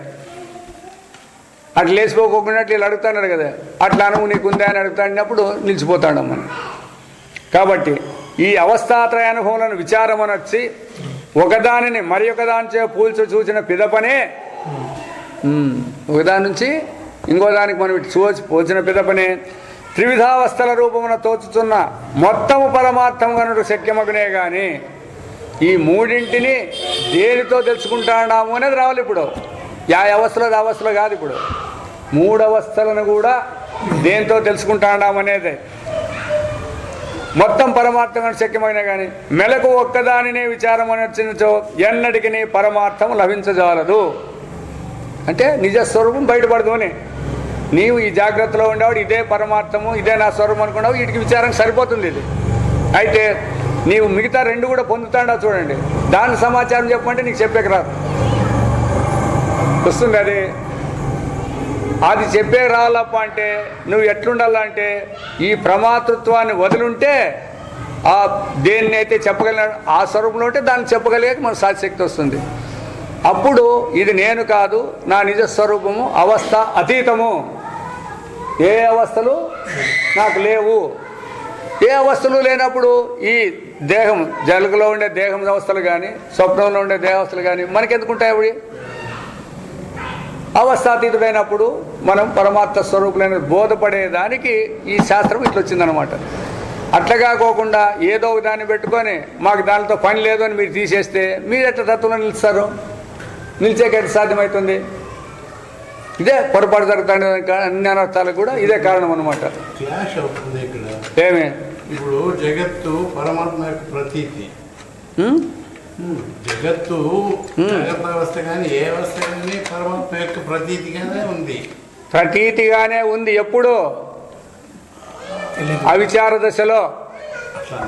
మరి అట్లా కాకపోతే ఇంకెట్లా ఆ పదం ఎందుకు వచ్చింది? ప్రతీతి అనే పదం విచారం చేసినప్పుడు అట్లుంటే అప్పుడు అది ప్రతీతి కాదు.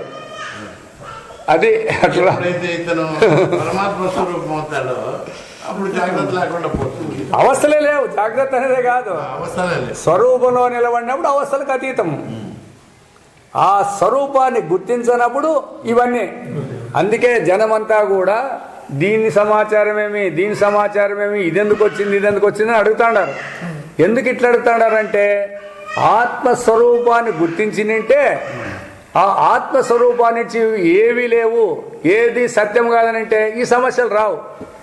ప్రతి ఒక్కడు నాకు కష్టాలు వస్తున్నాయి సుఖాలు వస్తున్నాయి, కష్టాలు ఎట్లా పోగొట్టుకోవాలా సుఖాలు ఎట్లా సంపాదించుకోవాలనే తాపత్రయం ఉంది కదా. ఎందుకు ఇట్లుంది అని అంటే దీని రహస్యం ఏమి అంటే ఆ ఆత్మస్వరూపాన్ని స్వతంత్రంగా లేవు అనే జ్ఞానం అయితే ఉండేది ఆత్మస్వరూపమే అని గుర్తిస్తే దీనికోసం తాపత్రయం లేదు అంతే. అందుకోసమే మొదట ఆత్మస్వరూపానుభవాన్ని చూపించాల, తర్వాత ఇప్పుడు మీ ప్రశ్నలు వేయండి అనాల.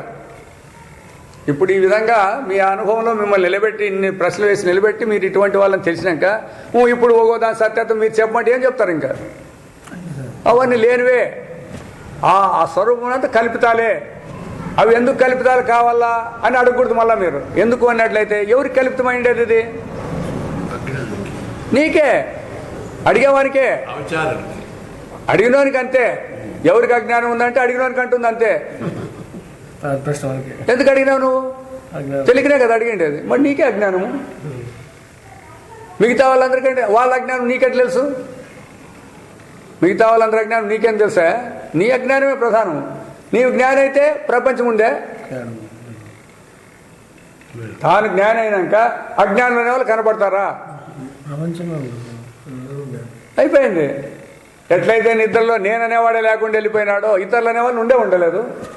అట్లా నీ స్వరూపమే ఉండేదంతా నీకు అనుభవంలోకి వచ్చినాక ఇంక మిగతా వాళ్ళు కూడా ఉంటారు అని ఎట్లా అనుకునేది మీరు? అది ఇప్పుడు అవిచార దశలో విచారం లేనప్పుడు ఇవన్నీ కనపడుతుంటాయి మనకి. అందుకోసమే మూలాన్ని గుర్తిస్తే మిగతా సంశయాలన్నీ తొలగుతాయి. సంశయాలు మీరు ఒకటి తీసేస్తా అంటే ఇంకోటి పక్కన పుడుతుంటాయి. ఇప్పుడు చెట్టు అడ్డం ఉందని చెప్పేసి కొమ్మలు మీరు ఎన్నాళ్ళు నరికితే కొమ్మలు మళ్ళీ పుట్టుకోకుండా పోతాయి. అవి అడ్డం వస్తూనే ఉంటాయి. బుడానికి ఇది కొట్టేస్తే అవేం పనిచేస్తాయి. అవి ఇంకా దానిలో మీరు తీర్చేసే పని లేదు. అందుకే సంశయాలు తీర్చే పని లేదు. సంశయాలకు ఆస్కారమైనది ఏందో దాన్ని తీర్చాలి మొదట. ఇప్పుడు అందుకే వేదాంతం అనేది మన స్వరూపాన్ని చెప్తే అర్జునుడు కూడా వచ్చిండేది అదే కదా. నేను చంపుతాను, వాళ్ళు వస్తారు, పాపాలు వస్తాయి, ధర్మాలు వస్తాయి అంటే ఇంకెంతసేపున కుదరదని చెప్పేసి ఆత్మజ్ఞానాన్ని బోధించే మొదలుపెట్టినాడు ఆయన భగవద్గీతలో. మరి భగవద్గీత అందరూ చదువుతున్నారు కానీ సంశయాలనే పట్టుకొని ఇక్కలాడుతున్నారు పగలల్లా. అందులో తోచేటువంటి ఏమిటి చెప్పేకి వచ్చినారు? ఇది అజ్ఞానాన్ని పోగొట్టేకి తీసుకొని వచ్చినారు దాన్ని భగవద్గీతని. మరి మీరు దాంట్లోనే ఉండే పాదాన్ని పట్టుకొని ఇక్కలాడుతా అంటే ఎట్లా? ఎందుకంటే ఆ అనుభవం అనేది తెలియనందువలన అడుగుతానే ఉంటాంటారు. ఎన్నెన్నన్నా వినండి భగవద్గీత, దాంట్లో ఇట్లయిందిగా స్వామి అని మళ్ళా వచ్చి అడుగుతుంటారు ప్రశ్న వేసి. కారణం ఏమంటే ఇదంతా కూడా దేన్ని ఆశ్రయించిందంటే ఒక ఆత్మ ఉనికిని విడిచి స్వతంత్రంగా లేదు. ఆత్మను గుర్తిస్తే దీనికి స్వతంత్రం లేదు. ఆత్మను గుర్తించకపోతే స్వతంత్రం ఉన్నట్లు తోస్తుంది. ఇది అప్పుడే ప్రతీతి అనే పదం వచ్చిండేది. అంతేగాని జ్ఞానికి ప్రతీతి ఏంటికైతుంది? ఇప్పుడు దావలో ఉండే తాడు మనకు బాగా తెలిసింది, మళ్ళీ పాము అక్కడ ప్రతీతి అయ్యే పని ఏముంది దానికి? అది తెలియకోకున్నప్పుడు ప్రతీతి అంతే. అట్లా ఎప్పుడైతే మనం తత్వాన్ని గురించి ఇట్లా పూర్తిగా విచారం చేయాలనేప్పుడు జాగ్రత్తలోనే మనం కూర్చొని ఈ జాగ్రత్తలో బాగా విచారం చేస్తే మనకు కష్టాలు పోతాయి, సుఖాలు పోతాయి అంటే అవి ఎట్లా పోతాయి? కష్టాలు సుఖాలకు మూలమేమి? దేహం, అంతఃకరణం. ఈ దేహం అంతఃకరణం ఉందా లేదా? దేహము అంతఃకరణం ఉండే కదా. ఇవి ఉండాయా లేదా అని తెలుసుకుంటే అవి పోతాయి కష్టాలు సుఖాలు. అవి దీన్ని ఇట్లే పెట్టుకొని మాకు కష్టాలు రాకూడదు, సుఖాలు కావాలి స్వామి అని పోతే స్వామి ఏం చేస్తాడు? ఎవరు ఏం చేయలేరు. అందుకే ఆ విధంగా పోగొట్టాలంటే నీ నిజస్వరూపం తెలుసుకుంటే, నువ్వు దేహమా కాదా అని తెలుసుకుంటే, నేను దేహం కాదు పరమాత్మ అంటే లేవు, నేను దేహమే అంటే ఏ స్వామి ఏ శాస్త్రము నీ కష్టాన్ని పోగొట్టలేదు, జన్మరణాలను తప్పించేకలేదు, ఆకలి దప్పులను పోగొట్టేకలేదు. ఇప్పటికైనా అర్థమవుతుందా? ఇంత మాత్రం అన్నా కానీ ఫండమెంటల్. అందుకే మనం ఎప్పుడు చూసినా కూడా మూలాన్ని ఎతకలాడము, మూలం నుంచి తోచేది ఏది ఉంటుంది చూడు, దాన్నే పట్టుకొని అదే సత్యమని నమ్మినాం చూడు. అదే పెద్ద పొరపాటు జరిగినది ఇక్కడ. మిగతా వ్యవహారస్తుల్లో కూడా శాస్త్రజ్ఞులు కావచ్చు, వాళ్ళు మేధావులు కావచ్చు, ఎవరైనా కావచ్చు. అందుకే శాస్త్రం చెప్తుంది, ఇట్టి నేను స్వర్గలోకం కావాలంటే ఏం చేయాలని చెప్తుంది ఆ శాస్త్రము, భౌతిక శాస్త్రాలు. ఇట్టి నేను ఈ లోకానికి పోవాలంటే ఏం చేయాలని చెప్తుంది అవన్నీ. ఆ నేననేవాడిని ఆశ్రయించుకొని అవన్నీ చెప్పినాయి. అయితే ఈ నేననేవాడినే లేకోకుండా చేసేది వేదాంతం. ఈ నేనని ఇప్పుడు మనం ఎగలాడుతున్నాం చూడండి, ఈ నేను లేదు, మరి ఏముండదు? మీ స్వరూపమైన పరమాత్మ ఆనందము, అందుకంటే వేరేది లేదు. అయితే మనం ఏం చేస్తున్నాం? ఈ దేహంతో మేము ఆనందాన్ని పొందాలా అంటారు. అంటే ఆనంద స్వరూపంలో దోచేటువంటి దేహాదుల చేత ఆనందాన్ని పొందాలంటే పొందుతాయా? అయితే మనం అదే పని చేస్తాండేది. ఇప్పుడు ఆనందం కావాలా ఆనందం కావాలని అందరూ అంటున్నారు. ఏం ఆనందం అంటే మాకు తెలియదు అంటున్నారు. మళ్ళీ సుఖం అంటారు దానికి. ఏం సుఖం అంటే ఏమి, ఆనందం అంటే ఏమి? కొన్ని దానికైనా చెప్పాలి. మీరు అడుగుతున్నారు కదా మాకు ఆనందం కావాలా అని అంటున్నారు. ఏం ఆనందం అంటే ఎట్లుంటే ఆనందము? అది చెప్పేది కాదు. మరి చెప్పే కాకపోతే మాకు కావాలంటాడు కదప్ప, రైట్ కాదు, వద్దులే, చెప్పేకి రాదు, కావాలని ఎందుకు కోరుతాండవు మరి అంటాడారు కదా. ఏ ఆనందం కావాలంటే చూడండి అప్ప, శబ్ద స్వర సందాలు కలిసినటువంటి విషయాలను సేకరించుకోవాలంటాడావు కదా మరి. దాంట్లో ఆనందం అనేది ఎట్లుంటుందని చెప్పండి, మీరే చెప్పచ్చు దానికంతా. అందుకే ప్రశ్న వేస్తే ఏది తెలియదో దాన్నే కావాలా, ఏ దాంట్లో లేదో దాంట్లో నుంచే కావాలా అనేది మన తెలివి తక్కువతనం బయటపడుతుంది ఇప్పుడు. అంతే. ఇంక వేరే ఏం కాదు.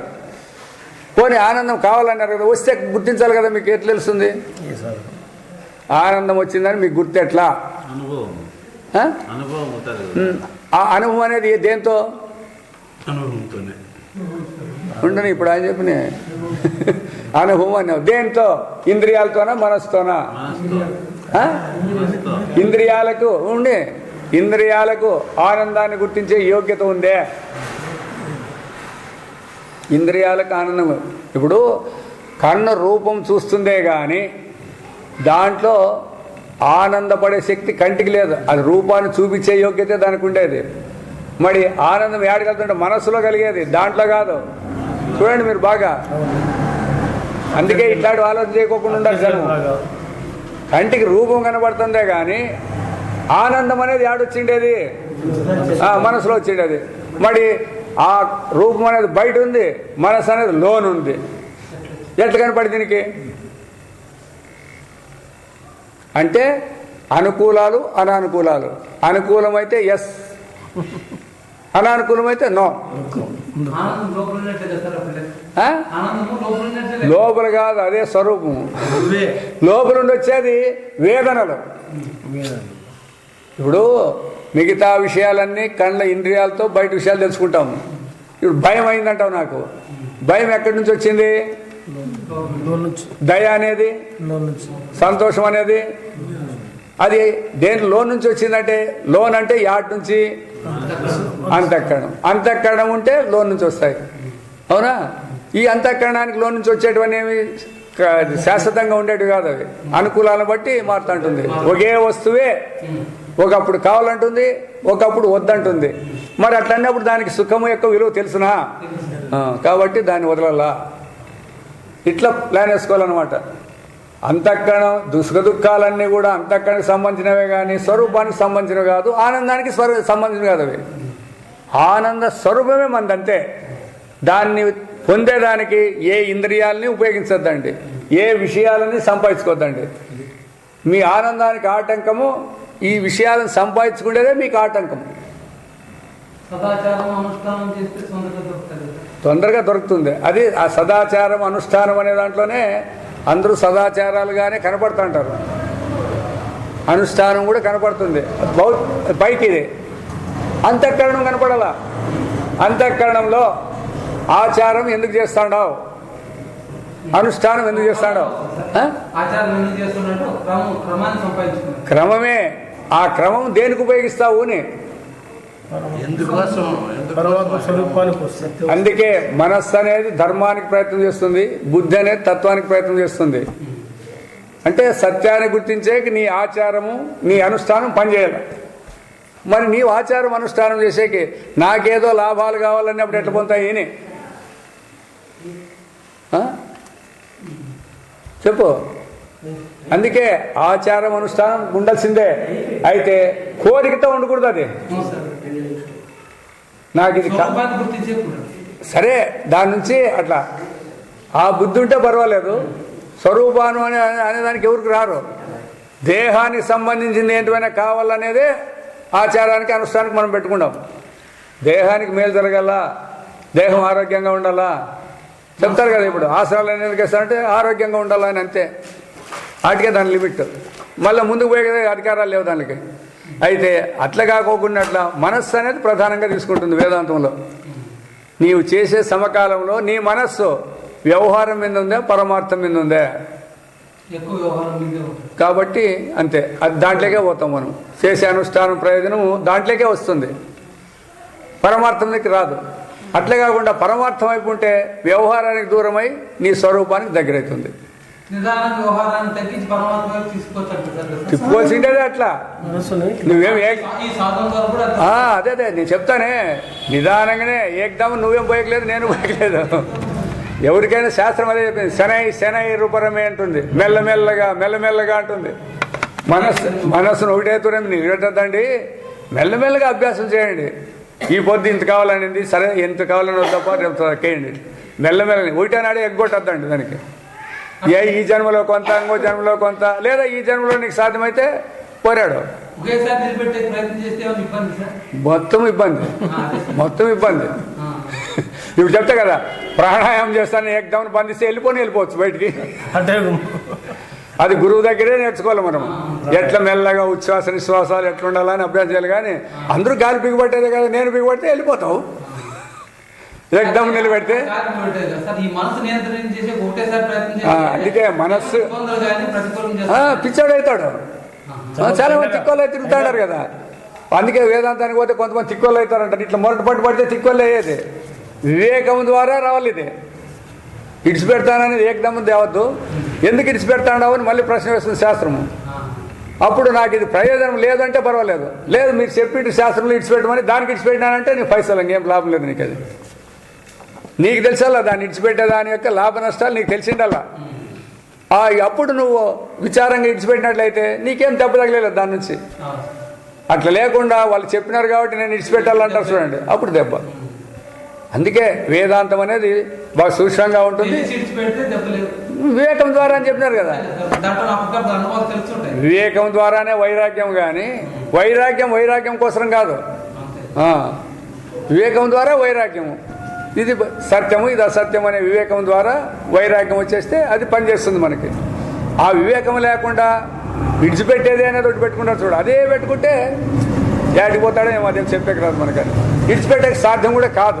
ఆయన అడిగేది కూడా ప్రాణాయామం పరమాత్మ కోసం కాదు. ఏదన్నా ఉన్ని కాదు చెప్తాడా.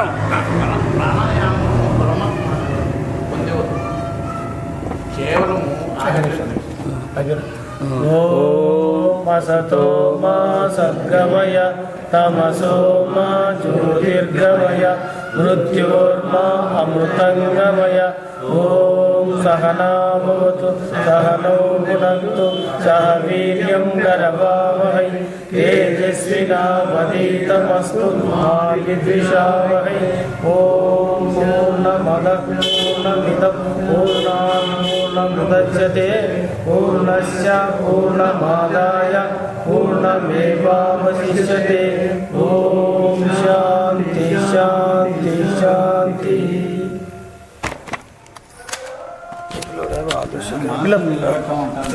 బాబు మనకి తెలిసి లేదు, ఆఫ్ చేసేది ఇబ్బంది.